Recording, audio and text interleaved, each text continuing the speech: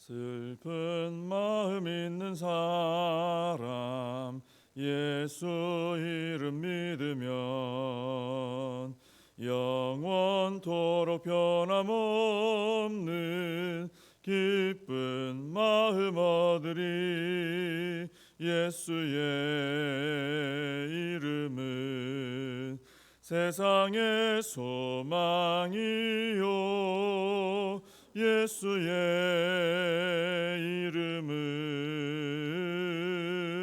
천국의 기쁨일세. 거룩하신 주의 이름 너의 방패 삼으라. 환난 시험 당할 때에 주께 기도드려라. 예수의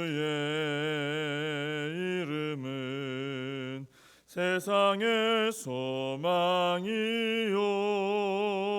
예수의 이름은 천국의 기쁨일세. 존귀하신 주의 이름 우리 기쁨 되도다. 주의 품에 안길 때에 기뻐 찬송 부르리. 예수의 이름은 세상의 소망이요 예수의 이름은 천국의 기쁨일세. 우리 갈 길 다간 후에 보좌 앞에 나가 왕의 왕께 경배하며 면류관을 드리리. 예수의 이름은 세상의 소망이요 예수의 이름은 천국의 기쁨일세. 사도신경으로 신앙 고백하시겠습니다. 전능하사 천지를 만드신 하나님 아버지를 내가 믿사오며 그 외아들 우리 주 예수 그리스도를 믿사오니 이는 성령으로 잉태하사 동정녀 마리아에게 나시고 본디오 빌라도에게 고난을 받으사 십자가에 못 박혀 죽으시고 장사한 지 사흘 만에 죽은 자 가운데서 다시 살아나시며 하늘에 오르사 전능하신 하나님 우편에 앉아 계시다가 저리로서 산 자와 죽은 자를 심판하러 오시리라. 성령을 믿사오며 거룩한 공회와 성도가 서로 교통하는 것과 죄를 사하여 주시는 것과 몸이 다시 사는 것과 영원히 사는 것을 믿사옵나이다. 아멘. 시편 119편 말씀을 같이 보시겠습니다. 시편 119편 18절에서 21절까지입니다. 시편 119편 18절에서 21절 봉독해 드리겠습니다. 내 눈을 열어서 주의 율법에서 놀라운 것을 보게 하소서. 나는 땅에서 나그네가 되었사오니 주의 계명들을 내게 숨기지 마소서. 주의 규례들을 항상 사모함으로 내 마음이 상하나이다. 교만하여 저주를 받으며 주의 계명들에서 떠나는 자들을 주께서 꾸짖으셨나이다. 아멘. 오늘 18절 말씀을 보시면 이 시인은 자신의 눈을 열어서 주의 율법에서 놀라운 것을 보게 해달라 이렇게 간구를 하고 있습니다. 여기 눈을 열어달라 하는 것은 이제 깨닫게 해달라는 것이죠. 하나님 저 좀 잘 깨닫게 하셔서 하나님 말씀 좀 깨닫게 해주세요. 이제 그런 기도가 되겠습니다. 여기서 주의 율법에서 놀라운 것을 보게 해달라 그랬습니다. 그래서 이 말씀을 볼 때 하나님의 말씀에는 놀라운 것이 감추어져 있다라는 것을 우리가 알게 되는 것이죠. 하나님 말씀 안에는 아주 놀라운 것들이 감추어져 있습니다. 여기서 말하는 놀라운 것은 어떤 사람의 어떤 능력이나 지혜를 뛰어넘는 그런 놀라운 것을 말하는 것이고, 또 이 땅에서 경험하고 알게 되는 것을 또 뛰어넘는 그런 놀라운 것을 말하는 것입니다. 그런 놀라운 것들이 하나님의 말씀 안에 가득한데, 그것은 바로 하늘의 능력과 지혜, 그리고 하늘의 축복에 관한, 또 하나님에 관한, 우리 하나님이 어떤 분인가, 그런 놀라운 비밀들이 말씀 안에 가득히 감추어져 있는 것입니다. 그래서 성경 안에 감추어져 있는 이 하늘의 놀라운 것들을 보는 사람, 깨닫는 사람은 그 경험을 통해서 그 인생이 변화를 체험하게 되고, 또 하나님의 영광을 위해서 살아가는 축복된 사람이 되는 것입니다. 그래서 그것을 알기 때문에 이 시인이 눈을 열어서 깨닫게 하셔서 주의 율법에서 놀라운 것을 보게 해달라 기도했던 것이죠. 우리에게도 이런 사모함이 있어야 될 줄로 믿습니다. 하나님, 저희들의 눈을 열어주셔서 말씀 안에서 놀라운 것들을 보게 해 주옵소서. 그걸 볼 때 우리가 복을 받게 되는 것이죠. 19절에서 이 시인은 자신이 나그네라고 말합니다. 어쩌면 포로 생활 중에 있었던 유대인 중에 한 사람이 아니었을까, 그렇게 생각할 수도 있겠죠. 근데 자신이 나그네가 되었다 하면서 주의 계명을 자신에게 숨기지 마소서라고 기도를 합니다. 나그네라면은 사실 현실적으로 필요한 것은 정착해서 살아갈 집이 필요할 것이고요, 또 먹을 것이나 입을 것이나 또 안정된 직업, 이런 것들이 나그네에게는 필요할 것입니다. 근데 이 시인은 저는 나그네입니다 하면서도 그런 것들을 하나도 구하지 않고 말씀을 자신에게 숨기지 말아달라, 이렇게 하나님께 간구를 하고 있습니다. 왜냐하면은 나그네 인생에게 사실 가장 필요한 것은 하나님의 말씀을 붙드는 것이기 때문에 그런 것입니다. 우리도 마찬가지죠. 우리도 이 땅에서 나그네 인생길을 걸어갑니다. 우리의 본향은 천국이기 때문에 이 땅에서는 나그네 인생길을 걸어가는 거죠. 근데 이 나그네 인생길을 걸어가는 우리에게 가장 필요한 것이 무엇일까 할 때 다른 어떤 것도 아니고 바로 하나님의 말씀을 붙드는 믿음이다라는 것입니다. 왜냐하면 이 말씀을 붙들고 믿음으로 살 때 우리가 본향으로 가는 생명의 길을 걸어갈 수 있기 때문에 그런 것입니다. 그래서 우리도 이 나그네 된 이 시인이 하나님께 말씀을 열어 보여달라 기도한 것처럼, 우리도 하나님께, 하나님, 우리 필요한 게 참 많죠. 근데 그 중에 제일 우선적으로 하나님, 저 말씀을 깨닫게 하셔서 말씀 붙들고 믿음으로 살아가게 해주십시오. 본향 가는 나그네 인생길인데 저에게 그런 은혜를 주십시오. 우리도 그렇게 기도하고 살아갈 때 하나님 주시는 믿음을 가지고 이 나그네 길을 잘 걸어가게 될 줄로 믿습니다.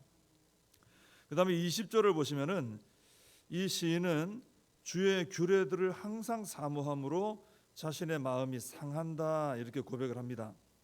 마음이 상할 정도로 사모했다라는 말은 하나님 말씀 깨닫기를 너무나 열정적으로 사모해서 그 일로 인해서 힘이 다 빠질 정도였다는 그런 의미입니다. 하나님 말씀을 너무너무 사모하다 보니까 아주 힘이 다 빠졌다는 것이죠. 온 힘을 쏟았다는 것이죠. 사람들을 보면은 자신이 귀중하게 여기고 또 아주 즐거워하는 그런 일이 있을 때 그 일에 온 힘을 쏟아붓게 됩니다. 그럼 우리는 지금 어떤 일에 나의 온 힘을 쏟아붓고 살아가고 있는가 돌아볼 필요가 있겠죠. 바로 그것이 내가 가장 귀하게 여기고 가장 즐거워하는 일이 될 것입니다.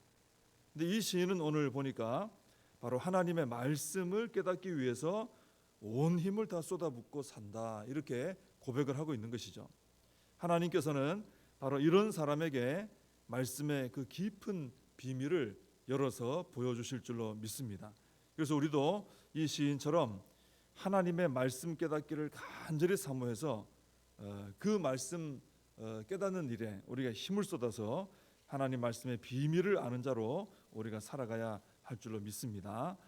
21절을 보시면 21절은 이제 교만과 말씀의 관계에 대해서 보여주고 있습니다. 교만과 말씀. 교만하면 주의 계명들 말씀에서 떠나게 된다라는 것입니다. 그래서 그 사람들은 저주를 받은 자가 되고 주님께 꾸짖음을 받는 사람들이 된다는 것이죠. 우리가 교만하게 되면은 말씀에 대해서 어떤 태도가 생기느냐? 말씀을 내가 다 안다라는 그런 생각을 하게 됩니다. 이렇게 말씀을 다 안다라고 착각하는 이 교만병이라고 할 수 있겠는데, 거기에 걸릴 확률이 높은 사람은 결코 초신자가 아닙니다. 불신자도 아니고요. 오히려 교회를 오래 다니고 또 설교도 또 오랫동안 들으면서 살아오고 가르치기도 해보고 다른 사람보다 더 성경에 익숙한 사람들이 이 교만병에 걸리기가 참 쉽습니다. 이 교만병에 걸리면은 나타나는 증상이 있습니다. 말씀을 대할 때 어떤 것이냐 하면은 성경의 어떤 본문을 보게 될 때 이미 결론을 내리고 답을 가지고 그 성경을 보게 된다는 것입니다. 그러니까 이런 태도를 취하는 것이죠. 이 본문 내가 잘 알지. 이 본문은 이런 내용이지. 또 이런 의미지. 이런 교훈이 있지. 또 이렇게 하라는 말씀이잖아. 이런 식으로 반응을 하는 것이죠. 그리고 예를 들어 주일에 어떤 설교 본문과 제목만 봐도 이 본문이구나. 내가 뻔히 아는 내용이지. 이렇게 반응을 하게 되는 것이죠. 그런 태도를 가지고 있으면은 그 사람은 하나님의 말씀으로 은혜를 받는다든지 하나님 말씀을 통해 변화를 경험한다든지 그런 복을 누리지를 못하게 됩니다. 우리가 성경을 대할 때는 그래서 내가 수백 번, 수천 번, 수만 번 보고 듣고 했던 그런 말씀 본문이라도 항상 처음 받아보는 마음으로 두렵고 떨림으로 그 말씀을 대해야 된다는 것입니다. 그 본문에 대한 답을 절대로 내리지 말고 하나님 앞에 머리를 조아리고 성령님께서 이 말씀을 열어서 깨닫게 해주시기를 겸손한 태도로 간구해야 된다는 것이죠. 왜냐하면 하나님의 말씀은 죽은 글자가 아니라 살아계신 하나님의 말씀이기 때문에 그렇습니다. 그래서 하나님께서는 이 단 한 구절의 말씀을 가지고도 그 안에서 우리가 도저히 상상할 수 없는 놀라운 것들을 또 보여주시고 깨닫게 해주실 수가 있는 것이죠. 그리고 살아계신 하나님의 말씀이기 때문에 내가 어제 봤다고 그 말씀이 똑같은 말씀이 아니고 하나님이 오늘 말씀하시는 새 말씀이 있다는 것이죠. 그래서 우리가 말씀을 대할 때 절대로 교만한 태도로 결론을 미리 내리고 답을 미리 정해놓고 그 말씀을 내가 만든 틀 속에 가두지 말고 어린아이처럼 이제 처음 그 말씀 앞에 선 사람처럼 두렵고 떨리는 마음과 겸손한 태도로 성령의 은혜를 구하며 대해야 된다라는 것입니다. 이런 태도를 가지고 있을 때 말씀을 대하는 태도가 이 사모함과 열린 마음으로 말씀을 대하게 되고 이런 태도로 말씀을 대할 때 내가 평생 보고 듣고 또 듣고 했던 말씀인데도 그 말씀 속에서 또 오늘 새롭게 다가오는 하나님의 나에게 주시는 음성이 들려오게 되는 것입니다. 그럴 때 우리가 그 말씀 한 구절로 변화되는 그 말씀 붙들고 살아가는 이런 삶을 살아가게 되는 것이죠. 그래서 교만은 말씀에서 떠나게 된다. 이런 것을 우리가 기억하고 하나님 앞에 말씀 앞에 항상 겸손한 태도로 어린아이 같은 순수한 태도로 말씀을 잘 사모하며 받아들이고 살아가는 우리가 되어야 할 줄로 믿습니다. 기도하겠습니다. 하나님 아버지, 하나님의 말씀 앞에 항상 저희들이 겸손한 태도로 서게 하여 주시옵소서.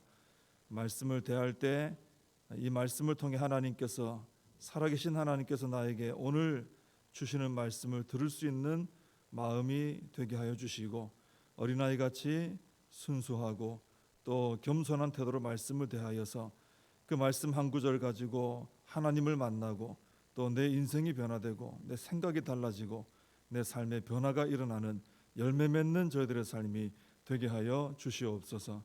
오늘도 하루를 살아갈 때 내가 붙드는 말씀을 붙들고 나에게 주신 말씀을 붙들고 살아가는 우리가 되게 하셔서 이 나그네 인생길을 믿음으로 살아갈 수 있도록 하나님께서 축복하여 주시옵소서. 예수님의 이름으로 기도하옵나이다. 아멘. 주님 가르쳐 주신 기도로 예배를 마칩니다. 하늘에 계신 우리 아버지여, 이름이 거룩히 여김을 받으시오며 나라의 임하옵시며 뜻이 하늘에서 이룬 것 같이 땅에서도 이루어지이다. 오늘날 우리에게 일용할 양식을 주옵시고 우리가 우리에게 죄진 자를 사하여 준 것 같이 우리 죄를 사하여 주옵시고 우리를 시험에 들게 하지 마옵시고 다만 악에서 구하옵소서. 대개 나라와 권세와 영광이 아버지께 영원히 있사옵나이다. 아멘. 오늘 말씀 붙들고 기도하시고 이 나라 민족을 위해서 우리 교회와 우리 다음 세대 부흥을 위해서 우리 각자의 사명을 붙들고 기도하시고 계속되는 부흥회를 위해서 기도해 주시기 바랍니다.